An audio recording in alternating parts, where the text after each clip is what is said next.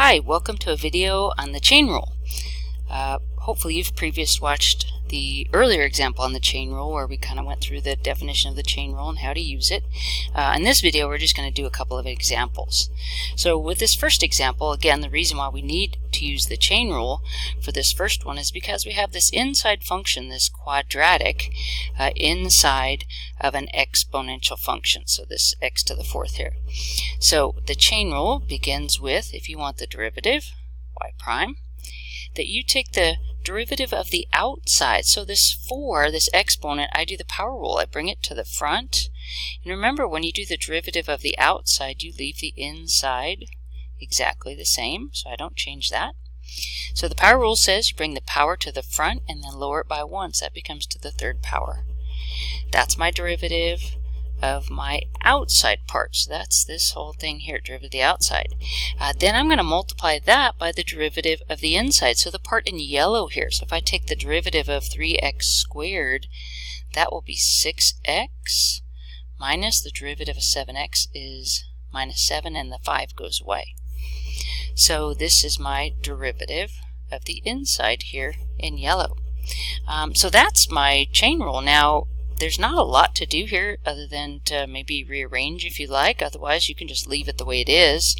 That 4 in the front cannot be distributed, so it'll just stay in the front. And how about I just put it with the 6x minus 7, and then I'll leave this 3x squared minus 7x plus 5 to the third power.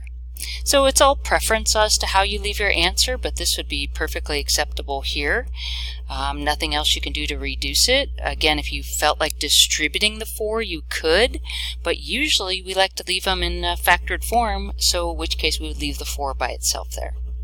Okay, so there's one example. The next example is a little different, but we're going to use the chain rule on it. Because this 5x minus 4, this function here is to the third power, similar to the one up above. So the way I'm going to make it like the one up above is I'm going to take that 5x minus 4 to the third, and I'm actually going to bring it to the top of the function. So I'm going to bring this up here.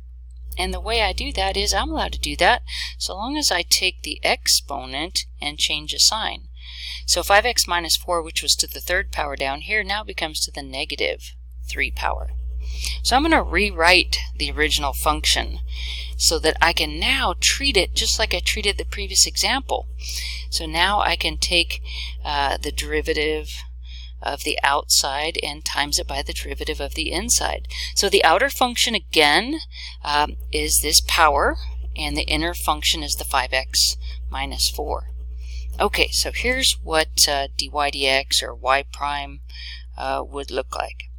So the coefficient of 2 in the front just stays there, and it'll just get multiplied by whatever comes of the rest. So by the power rule, the negative 3 comes to the front. I'm going to put like this here. So negative 3 to the front. Again, the inside function remains the same. And then I lower it by 1. Negative 3 minus 1 is negative 4. So that right there, this is my derivative of my outer part. And then I'm going to times that by the derivative of the inside part. So the derivative of this 5x minus 4, the derivative of that is just 5. So there's my derivative of the inside. Okay, so that's done.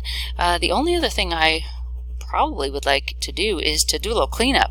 So we have these monomials. We've got the 2, the negative 3, the 5. All those could be multiplied together. So let's see, that's going to give me negative 6 times 5. So how about negative 30? So if I combine the monomials. And then the other thing is, and again, this is by choice, but lots of times we prefer to not have a negative exponent with our answer.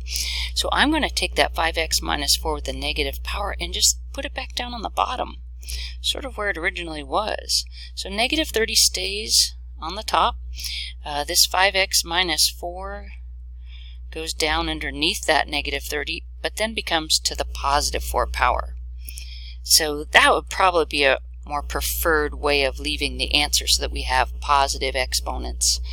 And there you go. There's your derivative using your chain rule. So again, remember, chain rule is derivative of the outside times the derivative of the inside. Thanks, I hope this has been helpful.